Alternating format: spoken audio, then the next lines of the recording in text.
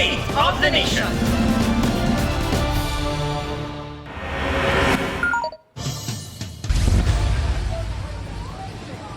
Nagsasayaw sa kalsada bago mag-amok ang babaeng yan sa Bacolod City kahapon. May hawak siyang patalim at nagtangkang manaksak ng mga dumaraan. Hirap din siyang pakalmahin ng mga nakapalibot na pulis at public safety personnel. Isang rider na nasa lugar ang unti-unting lumapit sa likod ng babae. Niyakap niya ang babae at nakuha ang patalim. Ayon sa mga otoridad, may kondisyong nangangailangan ng gamutan ng babae na tubong Murcia. Kanina, nagtungo na sa police station ng Murcia Municipal Social Welfare and Development Office para iproseso ang pag-turnover sa babae.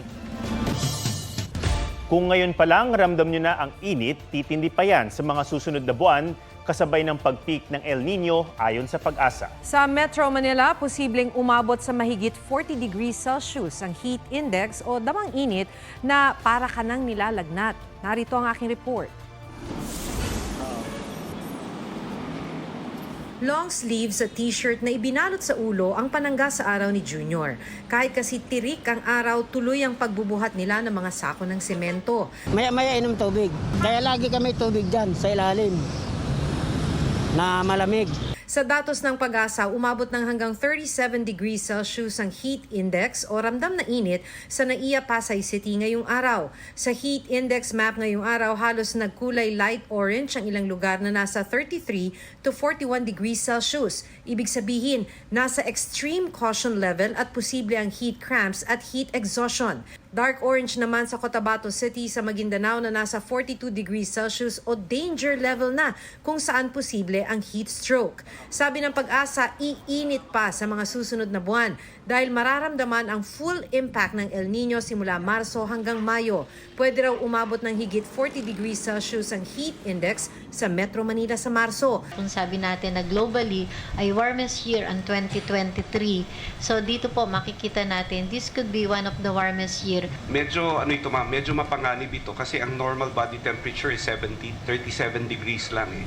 So pumapatak yung nasa labas, mas mainit pa po para tayong nilalagnat. The key is hydration, no? We should have 8 to 12 glasses, dagdagan pa natin po every day. Maging mga alagang hayop kailangang bantayan sa panganib ng heat stroke. Sa Pangasinan, ilang baka ang nakitaan ng mga sintomas ng heat stroke gaya ng paglalaway at panghihina. Sa Zamboanga City, nag-abiso ng Veterinarian's Office na huwag iwanang nakabilad sa araw ang mga alagang hayop. We advise yung mga special mga farm animals na to avoid them to be exposed na sun from 10 o'clock in the morning to 3 or 2 o'clock in the afternoon. Paalala pa ng Department of Agriculture sa mga magsasaka, magtabi na ng pagkain ng kanilang mga alagang hayop. Maaari raw kasing maapektuhan ng tagtuyot ang pagtatanim ng mais. Sa Dagupan City, binawasan ng ilang fish pond operator ang fingerlings ng bangus dahil sa pagbaba ng water level sa ilang fish pond. Hindi naman daw nakikita ng MWSS ang water service interruption dahil may mga alternatibong water supply kahit bumaba ang level ng Angat Dam. Tiniyak din ng Department of Energy na kakayanin ang pagtaas ng demand sa kuryente lalo na sa buwan ng Mayo. Huwag lang pumalya ang mga transmission line ng NGCP at distribution utilities.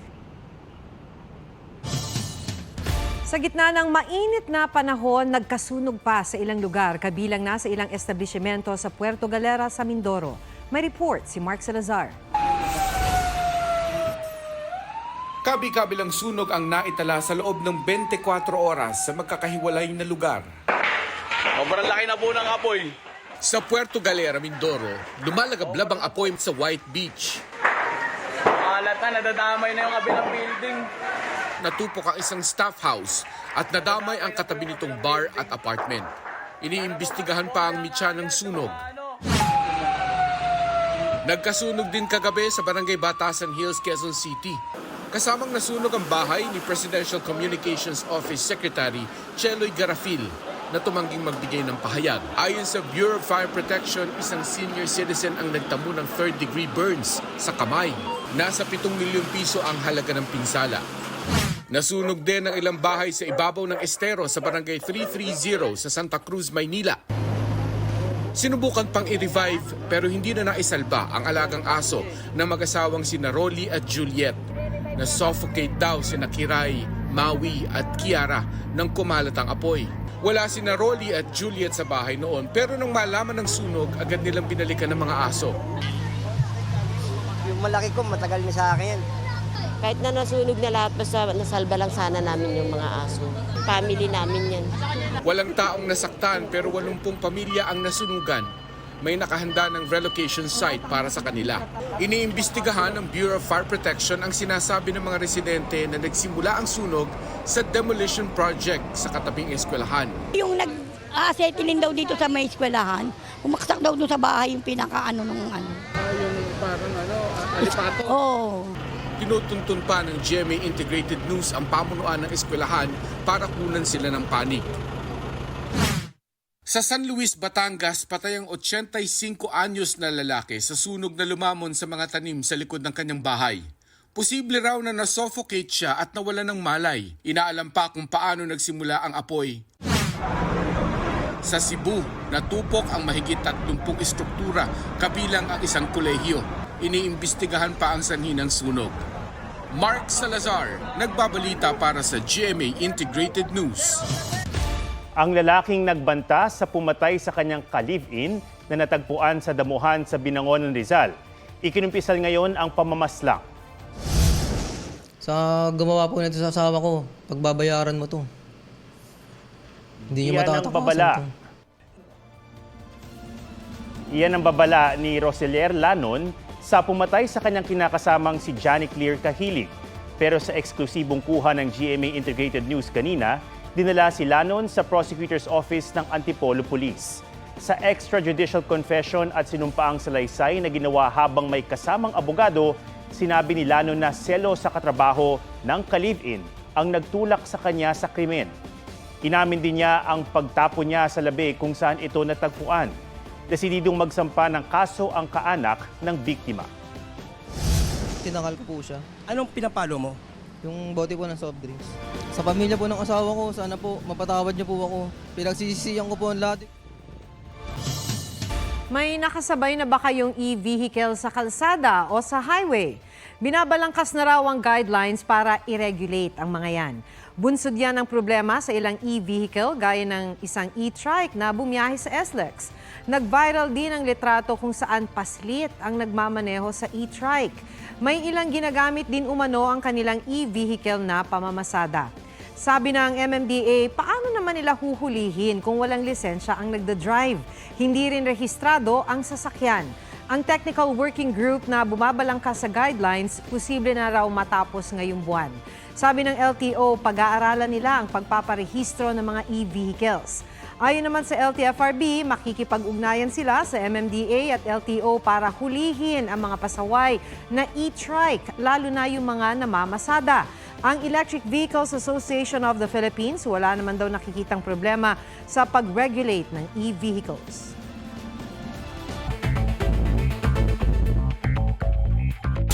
Panukalang 100 pisong minimum wage hike sa pribadong sektor sa buong bansa, lusot na sa ikalawang pagbasa sa Senado, ayon sa grupong Partido Manggagawa. Bagamat kulang, makatutulong daw ito kahit papano. Pero ang Employers Confederation of the Philippines o ECO, sinabing maituturing itong catastrophe. Dahil kung ipapasa sa consumer ang dagdag gastos, parang domino itong makakaapekto sa iba pang bilihin na sasaluhin ng lahat kahit yung mga walang dagdag sahod. Sabi naman ng DOLE, kailangang balansehin ito. DNA testing ng mga kaanak ng mga nasawi sa landslide sa Maco, Davao de Oro, isasagawa para makilala ang mga labi. 9 na ang naitalang patay sa guho. 14 ang bigong makilala pero inilibing na. Nilagyan ng code ang bawat kabaong at nicho para madaling matunton. 37 ang hinahanap sa ngayon. Tina Panganiban Perez, nagbabalita para sa GMA Integrated News. On Spotlight, ang muling pagsasama ng music icons na sina Mariah Carey at Ariana Grande. Para yan sa remix version ng bagong kanta ni Ariana na Yes and? Emotional si Ari sa kanyang IG post. Anya, si Mariah ang one and only queen of her heart. Nagkomento naman si Mariah na excited na raw sa collab. Sabi pa ng Songbird Supreme, isa itong magical moment.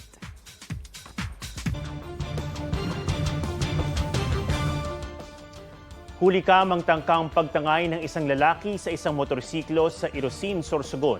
Sa kuha ng CCTV, nagmanman muna ang sospek bago kalikutin ang nakapark na motorsiklo. Maya-maya, 3 lalaki ang lumabas sa bahay na nakamonitor pala sa CCTV. Naaresto ang sospek pero pansamantalang nakalaya dahil natapos na ang reglementary period. Desidido naman ang mga biktima na sampahan pa rin ng kaso ang sospek na tumanging magbigay ng pahayag. 16 na babae kabilang ang 7 minor de edad ang nasagip sa umunoy pambubugaw sa isang bar sa Angono, Rizal. Kabilang sa mga biktima ang isang 16 anyos na idinulog ng mga magulang sa NBI dahil ilang araw nang nawawala. Arestado rin ang bouncer na siya umanong bugaw. Sumbong ng ilang biktima kapag wala silang customer, ang kanilang bugaw ang nang-aabuso sa kanila. Sinisikap pang makuna ng pahayag ang suspect. Biglang nagsilabasan ng ilang unggoy sa isang bulubunduking barangay sa Cebu City.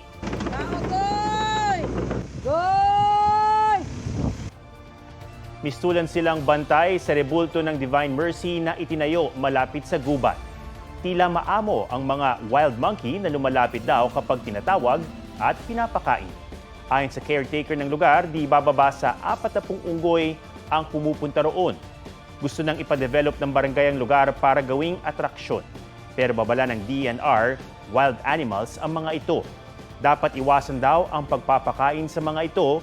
Posible raw itong maging agresibo kapag di binigyan o basta na lamang manguha ng pagkain.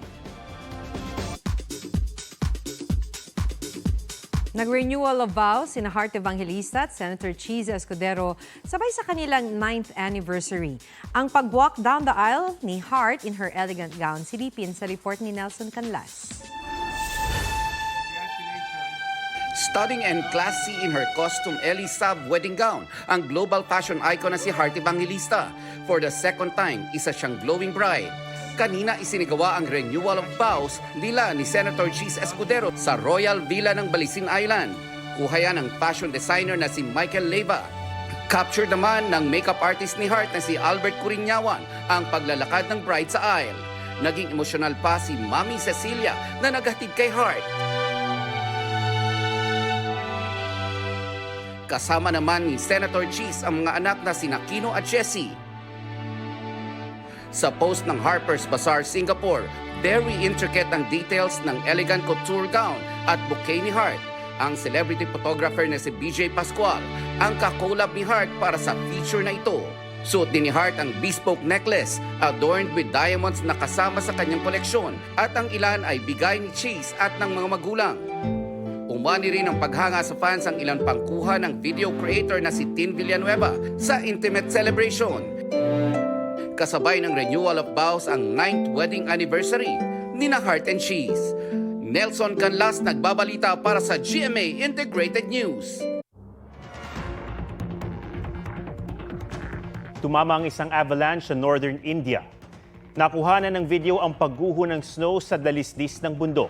Tila nilamon ng snow ang ilang infrastruktura. Ayon sa local media, ang pagguho ng snow ay posibleng epekto ng vibration sa kalapit na construction ng isang tunnel. Walang nasawi o nasugatan sa insidente.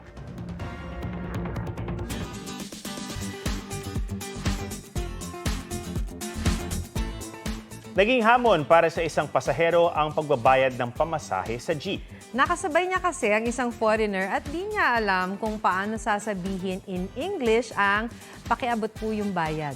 To the rescue naman ng ilang netizen. Pusuan yan sa report ni Joseph Moro.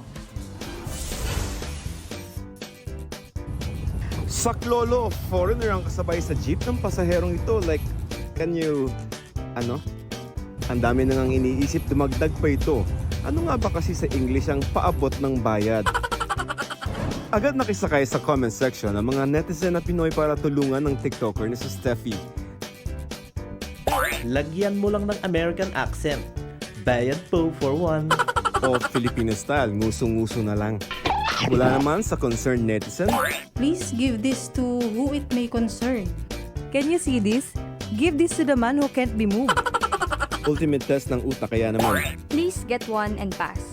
Mag-counterclockwise kayo para di mapunta sa kanya. Excuse me, miss. I have a mission. This morning departure is me, and arrival is the driver. Please finish the mission. Thank you. Mission impossible talaga kaya advice ng iba, Baba ka na lang, te. Tapos sakay ka ibang jeep. ipa-deliver na lang kaya. Can you pass the shipping fee to the driver? Pwede ring i-eat siya. You know a place A to place B? This. P. Catch. Wala nang nagawa itong si Steffi, nakipag eye to eye na lamang with sign language. Ang dayuhang katabi natawa rin daw sa nangyari. Joseph Morong nagbabalita para sa GMA Integrated News. So ano nga ang tama, Maki? Nagulat ako doon. Basta tawa ako doon sa comments. Please reach the pay. Please reach the pay. Pakiabot ang bayad. Yan po ang State of the Nation. Ako si Atom Araulio para sa mas malaking misyon. Para sa mas malawak na paglilingkod sa bayan, ako si Maki Pulido. Mula sa GMA Integrated News. Ang News Authority ng Pilipinas. Huwag magpahuli sa mga balitang dapat ninyong malaman.